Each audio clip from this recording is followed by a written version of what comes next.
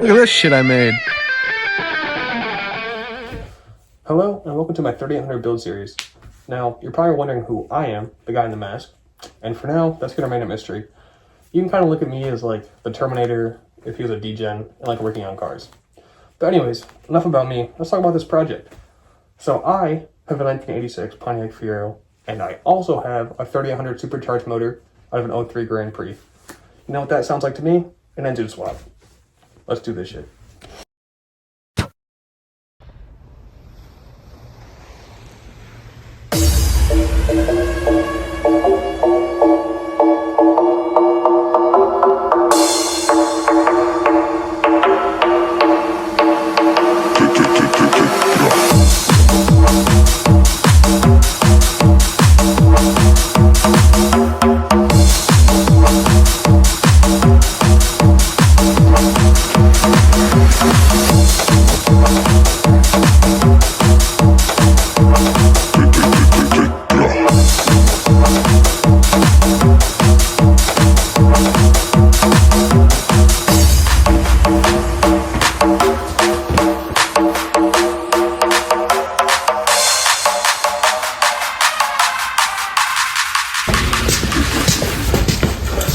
Oh, hey, funny seeing you here. Well, this is my 1986 Pontiac Fiero. I just about to go pull the motor out of it. You want to watch? Do you want to fucking watch? I recommend watching the video. Watch the fucking video. I won't ask again. I'm fucking serious, man. Damn. I don't know what that guy's deal was, but let's start from the beginning. Here's our old engine. It's a 2.8 liter V6 with a 3-speed automatic. It's said to have made about 140 from the... What's this guy doing?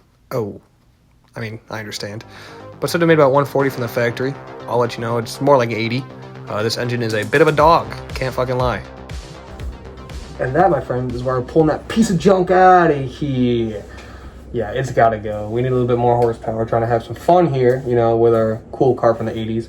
So we're gonna yank that thing out, but to begin this removal process, we're gonna start with the front bumper. And as you probably saw in the intro clips, it's pretty low to the ground. So we can't exactly get underneath there and like do anything. So we're gonna start with the front bumper, and I'll, you know, kind of show you video clips why.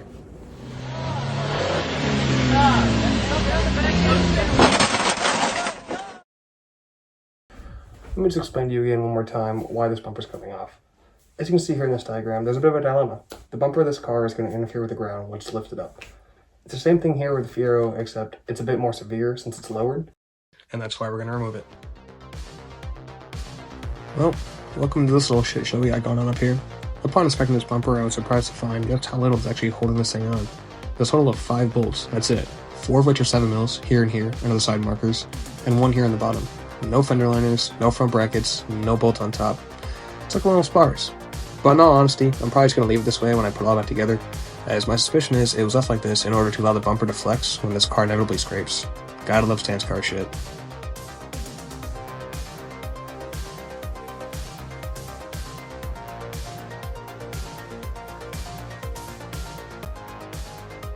Now look at all that clearance. Perfect. Now that we got that done, let's move on to how we're going to get this thing up in the air.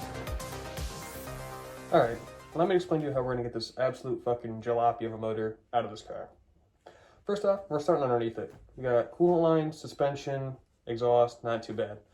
Next, we're moving up top. We got electrical, some more fluid lines, a bunch of other garbage. All this stuff is going right on top of the engine. Next, we're going back underneath it. Got a few cradle bolts attaching to the frame. Everything should drop all down in one piece. Next, you're going to love this actually. We're going to take the whole car, yep, the whole car, and lift it up off of the engine. Then everything should roll all out as one piece. Not too bad, right? You scared? You nervous? Fuck you, we're doing it anyways. Let's go.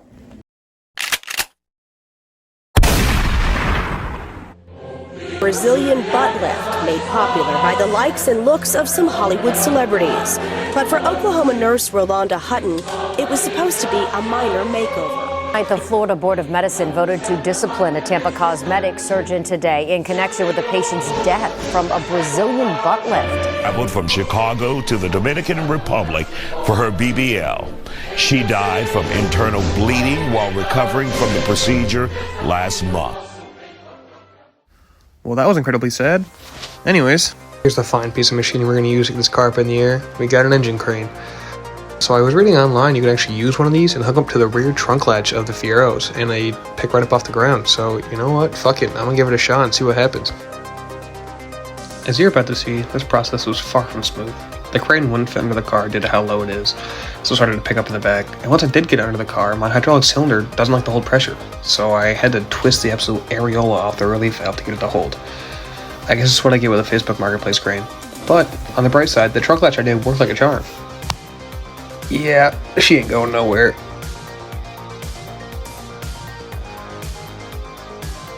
And here's how she's sitting. Not too shabby. Alright, so let's get some actual work done here.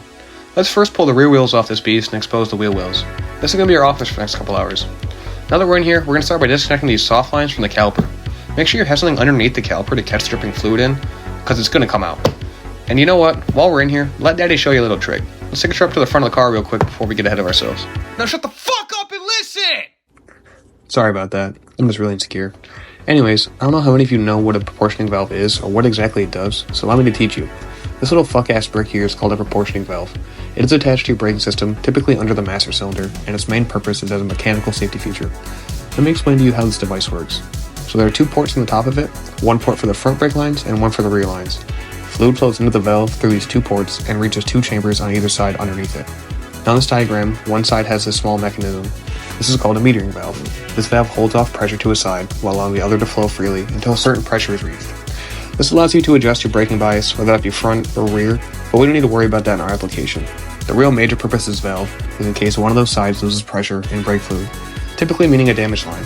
The way the system works is if there is a decrease in fluid pressure for one of the chambers, the pin in the middle will be shifted over to the side losing pressure via the force applied from the other side, eventually sealing the damaged port shut. This way, you are still able to utilize the braking system in your car in case of a blowout. Pretty genius. So basically, I'm going to simulate a blown line since we have the two soft lines disconnected in the rear. If you get inside the car and press on the brake pedal a few times, it'll move that pin over and it'll stop the fluid from dripping out of those lines. Trust me, it'll save you on cleanup later. And just to show you functioning, here's a video of the fluid while I'm pressing the pedal and after the valve is moved. Next, let's take care of the suspension. With the Fiero, it's real simple. There are 3 top hat bolts you can access through the engine bay, and then the shock should just drop right out the bottom. Lastly, let's take care of those coolant lines. These are pretty straightforward, just a hose clamp and a little elbow grease. Make sure to have a container to catch your shit in. A lot of fluid is going to come out of these lines. Well, that's everything we need to do under the car for now. So let's move to the top and start working the engine bay.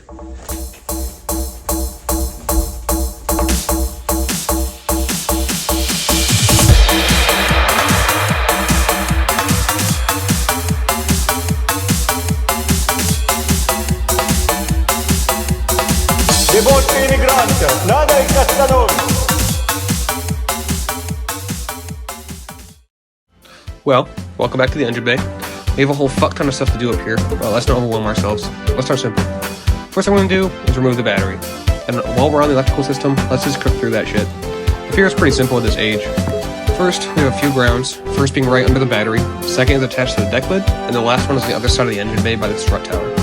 There are a few relays, both of which are on the same bracket, which is typically right behind the intake. There's a connector here for the taillight harness, whatever this bullshit is underneath it, and lastly the bulkhead.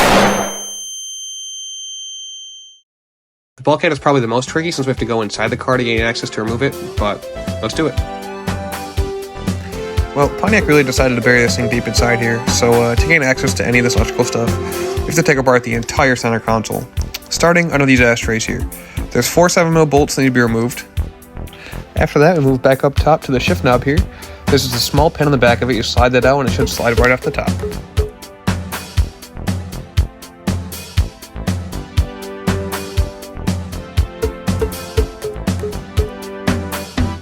Real tough, dumbass. Now we can pull this panel off and uncover some more bolts. The center console is held in by 2 bolts up front here, the cigarette lighter, and 2 more behind the glove box. Now let's pull this bitch out. Here we have the brains of the whole operation. Let's get her out of this bracket so we can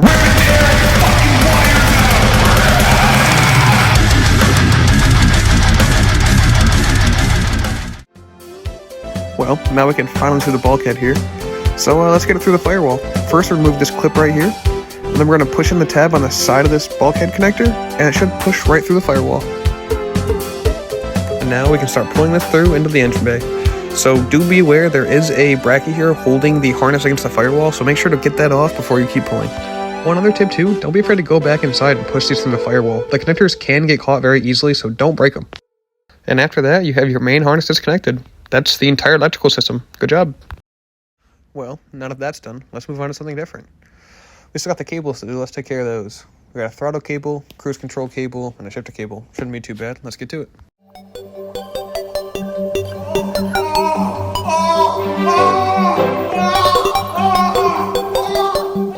Alright, let's start with the throttle cable and the cruise control cable.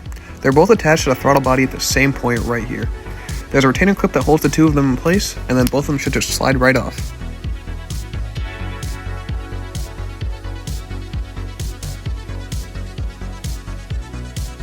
Then you can just push in these two tabs and slide it right through the bracket. And now as you can see, we have the two cables pulled out here.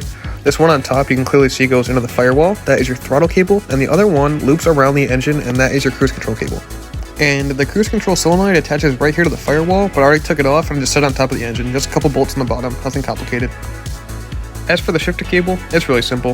There's just a clip here and the ball joint on the end. After that, you're free. Well, congratulations, dumbass. You're making good progress.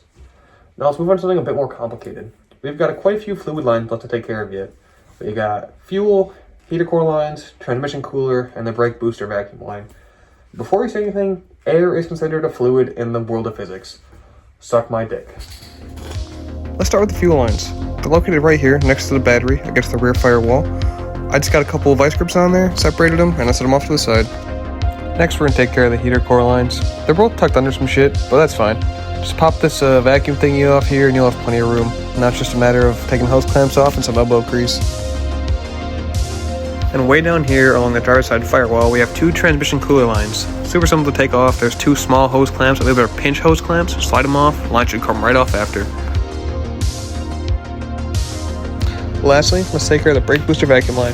It's located way back here, right behind the intake, super tight up against the firewall, so watch your hands in here.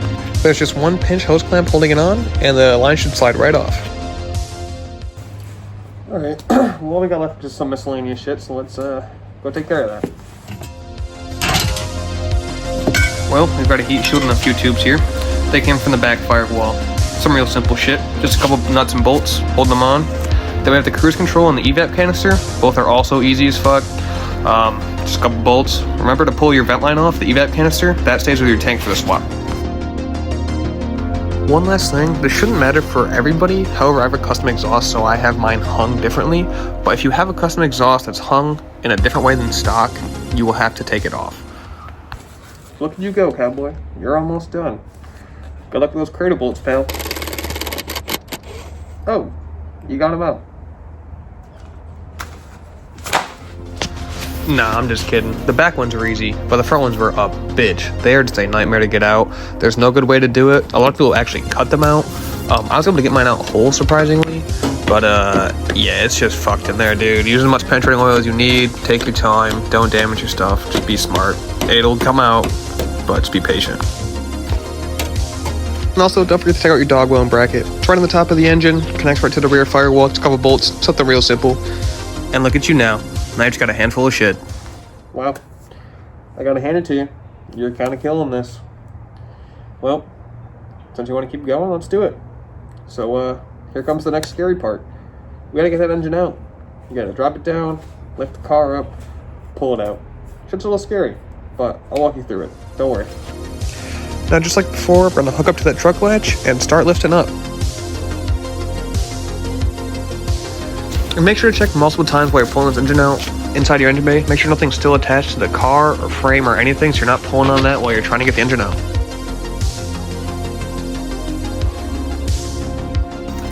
Just remember to go slow and take your time. It's not a race. Do it right. Now, typically with these swaps or drops, you can roll it right out the back. But since my car is lowered, I can't quite get it out the back, so to take it out this side. If you're in a similar situation, try it out. See what works best for you.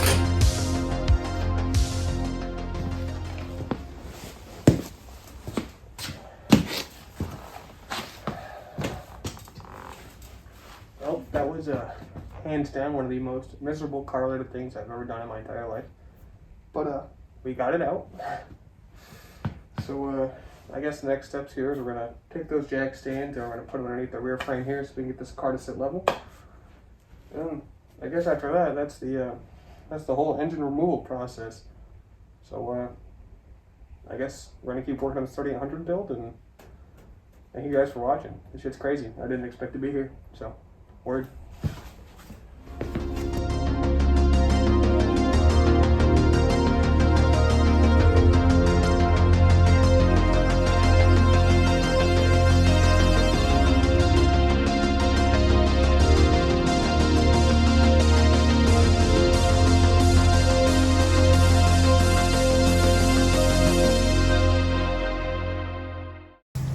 Hey, congratulations, man. You now know how to take an engine out of a car.